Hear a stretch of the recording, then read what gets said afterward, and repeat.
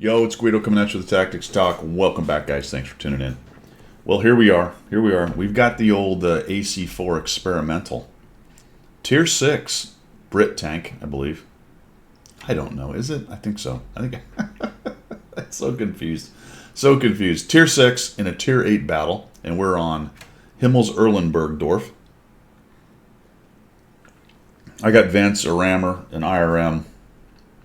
I believe that's an IRM. 2 large kits, large fire extinguisher, and about 8 gold rounds. And we're going to get a Nichols medal out of this. We'll just fast forward because we're going to head over towards the castle. We're spawned into the north. We're on defense. There's only 10 minutes in this game.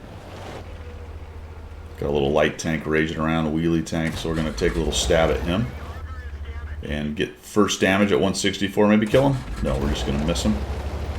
And now I've got to fade back because the T20 is up there in the hill. One thing about being bottom tier is you kind of got to be careful. Really don't have a lot of business in the middle right now. The east side is problematic from the north. It's hard to do much of anything other than sit up on the hill, and it looks like we did nothing. So I'm going to actually fade back here. My intention was to go up to the castle, but this is going to turn out good for me.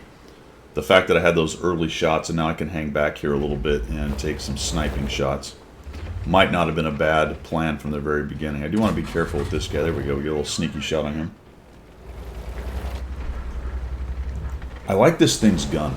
It has a pretty darn good gun. Decently accurate. It just feels good. I didn't really look at the numbers. I want to say it's kind of a 76 millimeter, or maybe it's a little more. No, it's got a 150 damage, so it's kicking out more damage than the Easy 8 is. So I like the gun on it. The accuracy seems okay, although I'm missing this guy. That's my fault. I just jerked the shot to the right for some reason.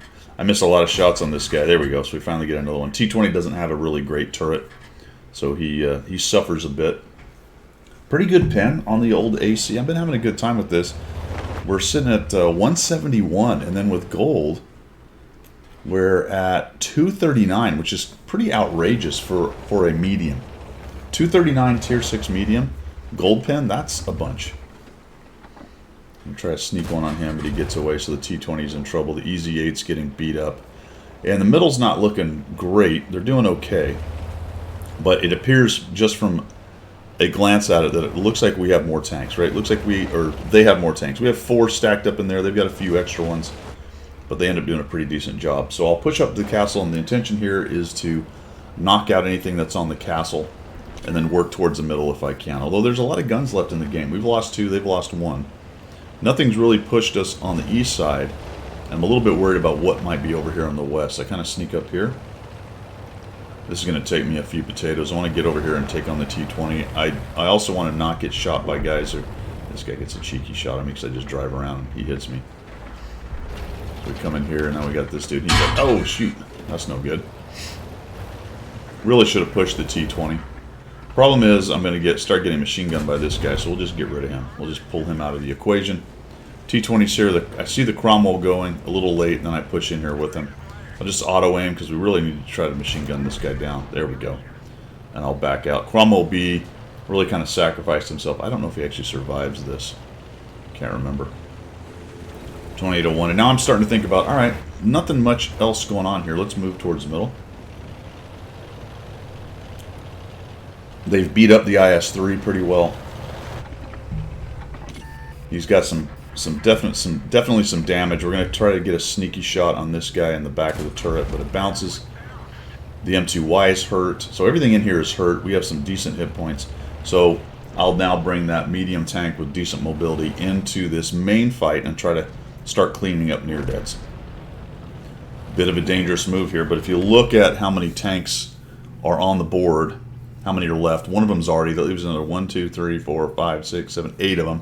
I can see 1, 2, 3, 4, 5, 6 of them lit.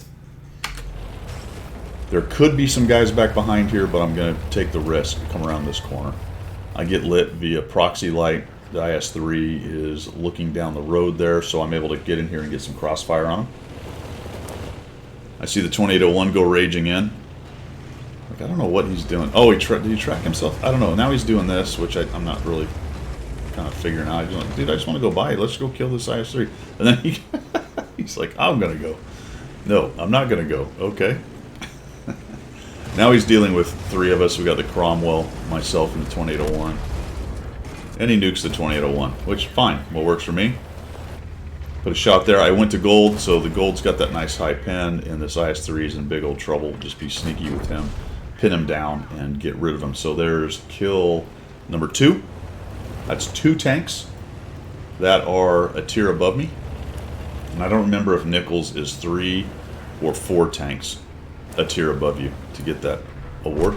The Tiger P nukes the M2Y. I was kind of hoping he would keep him alive, but that's all right. Or I was kind of hoping I'd be able to keep the M2Y alive, but I was not able to. We get the Tiger P dead. Things are still close. Drive right out into the silly T-25 shot. Kirovets moves in. Kirovets has a big game as well. I end up top in experience on this, but he's got a bunch of damage, so he did yeoman's work. He basically held down this middle and rocked everything. So he shoots me, I don't care. That gets me a kill on him. And it's pretty much over. I just have really enjoyed this tank. It's been one of my go-to tanks for Battle Pass. It's also a tank in the 100 Battle Challenge. It doesn't quite have 100 battles. I did maximize the 100 points, so I'll have to wait until the next Battle Pass starts before I play it again. Or if I finish up Battle Pass, which doesn't look likely at this point based on how much I'm playing. We will see. But I did crank it up into somewhere near the 50 battle area.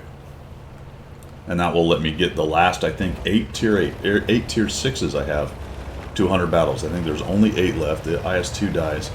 I'm moving up here to get some high ground because I want to try to get some shots. I know the rest of them got to be back in that corner, and that's where they were for the game. But terrible positioning for them to be back there. One of them's an arty, but don't. Oh, late shot on him. I think I maybe get a shot on this guy. There we go. That's the last damage I end up getting, I believe. He gets nuked, and I'm just aiming in on him. I fire, but he dies before. And we end up 1,753, 348 assists with 5 kills and a Nichols medal, which was pretty cool. You don't see those very often. Bottom tier, tier 6. So being decently effective in a tier 6 and a tier 8 battle right there. As a general rule, go to where you can be part of the battle, where you can contribute. But don't be so far forward you get wiped out early on, and then try to move around the edges of the battle, but continue to push towards the battle, and you're going to have yourself a better time at the tier 6s. This little guy he doesn't do a lot of damage. He's not particularly fast. Just all that penetration and the decent gun. It's nice to have a tier 6 with a pretty darn good little gun. You're not hitting very hard, but the penetration's nice. Accuracy is pretty decent. And overall, the maneuverability is good enough on the tank with nice depression. It really can use a lot of the map.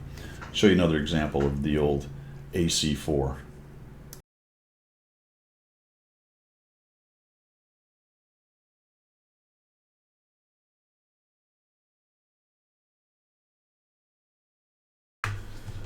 All right, number 2, we are back. As you can see, I have a different shirt on because it was a long weekend, and I don't even know when I made the first part of this video. It was days ago. got interrupted in the middle of doing all this. Anywho, here we go. AC4. I had the Nichols medal. That was the one you just watched. And then this may have been the game later, or 2 or 3. It was in the same session. I don't think they were back-to-back, but they were pretty darn close. We're on this province map, which only sees up to tier 7. And rarely does tier 7 see it. But here you go. You got 7. So we've got 6s and 7s, and I run into the back of Mr. 40 TP there. Crossing over to the other side. So spawned into the south, specifically the southwest. They spawn into the northeast. We're going to head across. I like to head across on this map. I don't like sitting over there and camping because it hopes that somebody crosses and gives you cross shots. So that's not very active. And if the enemy team doesn't really push, you're not doing much. So in terms of being active on a map, going to critical terrain, or being the guy or gal that's making it happen on this map, I feel like it is pushing across that matters. Now, there are some tanks you would not want to do that. As always, the caveat is it depends and situation dependent, right? Situational. But generally, your mediums, your heavies, even your TDs that can move around and do combat kinds of things as opposed to hide in bushes, I would say go across. To include light tanks. Light tanks can do a lot over here. Crossing on this side seems a little bit easier to me than crossing from the other side. The middle of this side over here is harder to use. This place over here where the M6 and the rest of them on this road I think is easier to use, but the northwest part is easier from our side. That's just the sense I get. Now these guys, one of the things about this, and this ends up being a 1600 experience game, is this team just feeds us. I don't know what this guy's plan is or why he's doing this, but he just gets wrecked trying to cross there and dies. Now, that is what I was talking about.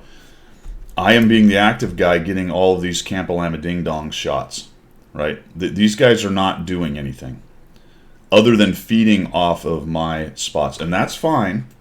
I'll take the experience for sure. I'll take the spotting damage. I'll take the advantage in the game, all that good stuff.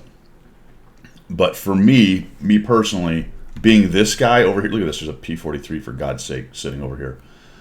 The AT-7 I can kind of get. Not a bad tank for sitting right there, supporting anything that might be trying to come from the north on their side and shooting across. This is a pretty good position for an AT-7 right in this general area. Even the 100M1. But I'll tell you, the 100M1, if he comes over here, he is a beast. Those things are hard to deal with at Tier 7 by ISs and IS2s and the things that the enemy team has. So I'm not too butthurt that he's there, but at the same time, that's if you are a more active kind of TD player, that thing is a beast. We'll just leave it at that. So I'm just going to kind of come around here and start working on this guy. Trying to find that nice shot. He doesn't like that much. He comes out. We'll shoot him twice. Again, team's feeding. Alright, you'll notice that, and I think I might have been spotted. I think I was spotted on the second shot because I don't believe his spotting point was quite around the corner of the building, which would be right at the mantlet or at the top of the turret. Once he moved forward, the second shot spotted. But this bush is iffy. If you push out right in front of it, more than likely, unless you have a bunch of camo yourself, you're going to get seen. It's just, it's not, I don't know what its percentage is in terms of camo, but it's not great. Now, see, I didn't get quite seen there. Now the ARL is maybe peeking, and I'm thinking, man, this guy's just not the brightest. Alright, so notice that I was able to come around, and I don't think I got spotted there. We'll move back, 1001, 1002, there you go. Alright, so when I came out in the bush initially, the IS-2 didn't have a lot of good spotting and burn through, so I was able to do that. If a medium was about where he was, or where the ARL is, you pop out, you're getting spotted. So he's just kind of sitting right there. I took that shot. Would have been nice to have not shot there and just see if that medium saw me, or the Hellcat, I think it was, that came across. Alright, something else to think about on this rock. I like using this rock. It's a good position.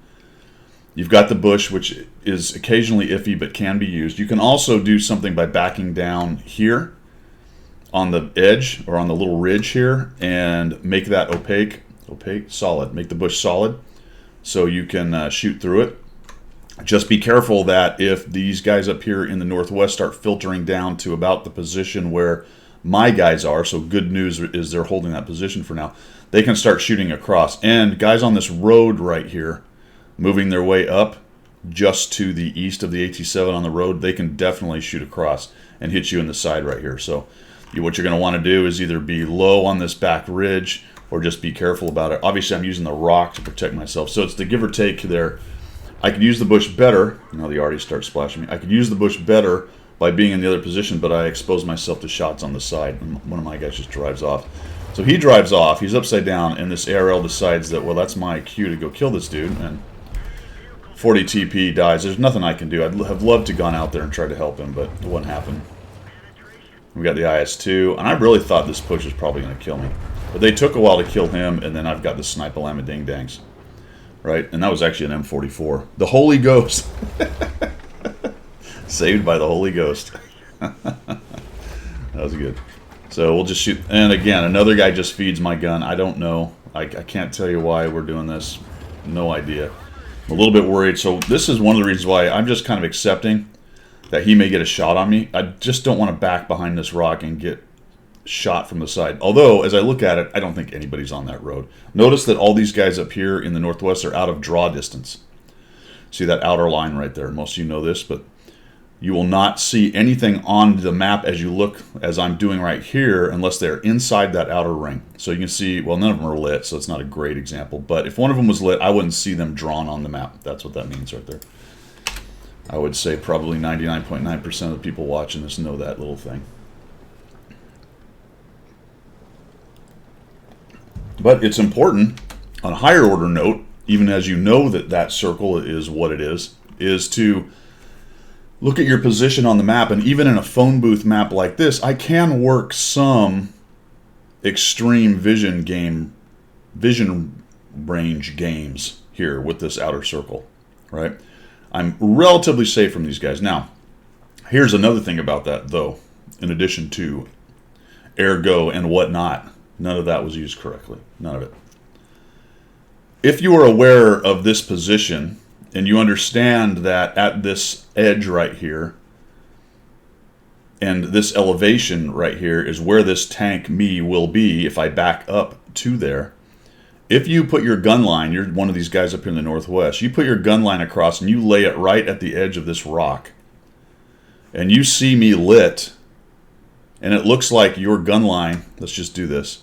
Say I'm trying to shoot the IKV. I can't because there's a million things in between, but notice I've laid my gun line on that guy. So now I solve for elevation and azimuth by understanding that I can see the ground right here from there, provided I can. Sometimes you can't. And I can see the rock right there because that's drawn for me. Just the tank sitting there is not. And I can just put that shell right in this kind of center position of where I think that tank is. And sometimes you can make those blind shots.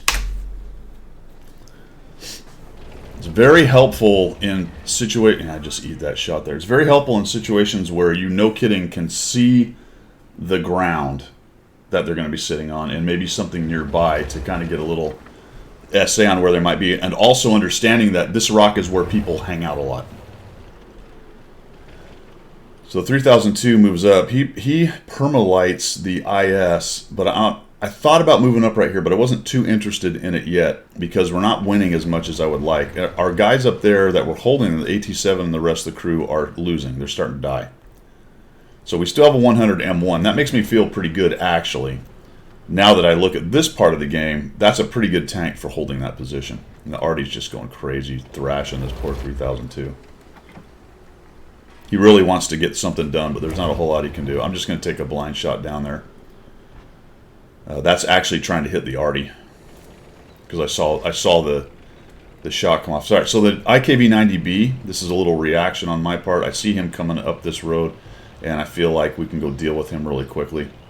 He's made kind of a foolish maneuver. The P-43BIS has no idea he's there. He's not paying attention to the mini-map. He's busy shooting across.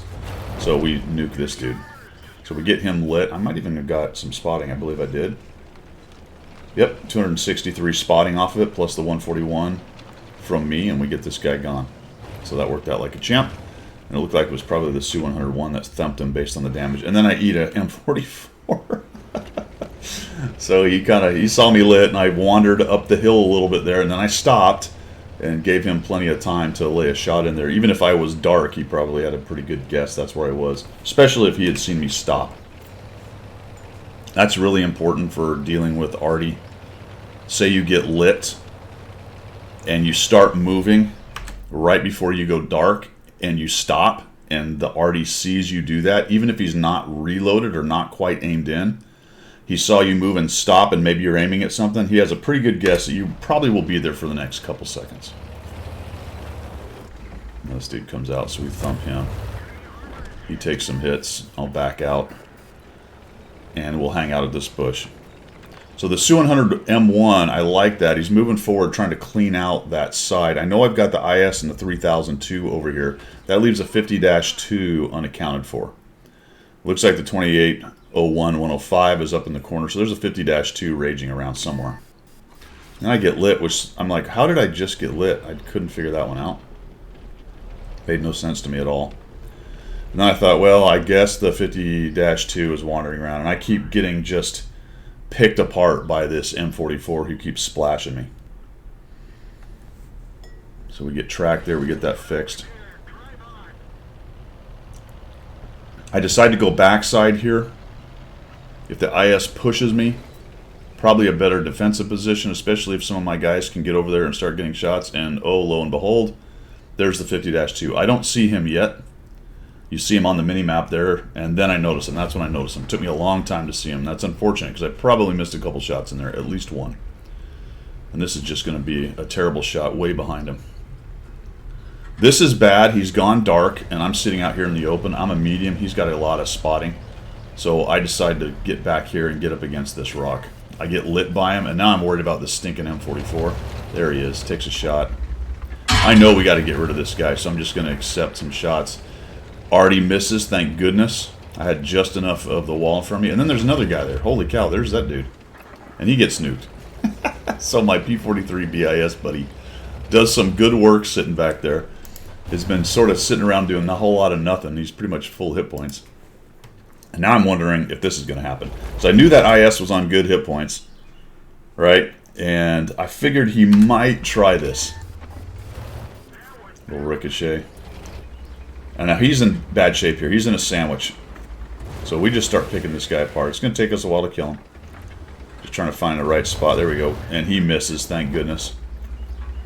Backed up just in time. We keep hitting him. I don't know why the P43 hasn't nuked this guy. I can't figure that out. It has a relatively long reload, and I'm bouncing like crazy. There we go. And now, I don't know. That guy probably just gave up. His turret stops moving. He's just sitting there. Didn't care. And meanwhile, it's now down to 4 and 3. We got 2,300 damage, 1,433 assists. This ends up being a 1,600 experience game. And there's, yet again, we talk about it a lot, there is once again the proof in the pudding on why you go to positions like this. For me, in general, it's all that extra assist. Look at that, 1,433 assists from spotting guys and being the person who's making it happen over here. Now, the other side did good work. They defended. But I find that people who defend and sit around are generally not great players. Sometimes they're learning players. Sometimes they're just very casual, don't care. All the various reasons why. But that doesn't change the fact that they're generally not really that good. So they like to try to isolate where the threats can come from quite a bit. This is a pretty spicy shot. Oof, and burning. And boom. Okay, so I was a little bit worried about that guy. That's a pretty good tank, but we burned him to the ground with a 145 shot and another 231, and it's basically over. So they tend to hang out in places like that, defend, hide behind things, try to isolate threats so they don't get shot from many angles. I totally get it. I understand the rationality and why they do it. But if you're trying to get better at the game, learn the game, do more damage, do more assists, get more experience, do all those kinds of things, better 1-8, yada yada, although assist doesn't do anything for 1-8, then you're going to do it like I'm doing it. You're going to get up in where the battle is to the max extent possible. Get as much of that assist and damage as you can and be one of the guys pushing the win, vice supporting the win. So you've got the supported forces and the supporting forces. Right? The supported forces and you want to be the supported forces. That's the active guy. The supporting forces, they're all running around trying to help you. Be the supported force. 4 kills, 3,119. There might be a little more damage in there. I don't remember. 1,433 assists. Second game with the AC4 experimental. I like this tank for a tier 6. It's really solid. I wasn't that impressed when I first got it, but I'll tell you, it is. I hate to say this, but it's almost what you wish the Sherman would be. And the Shermans are pretty good. They have their moments. It's a little bit smaller, has a bit better-ish turret. The gun is solid. I don't know. I kind of prefer it over the Shermans, to be honest. All right, that's all I've got. Thanks for tuning in. Thanks for waiting around for the second one. It didn't take very long, though, did it? Because it's it's all edited together and stuff. We'll see you guys.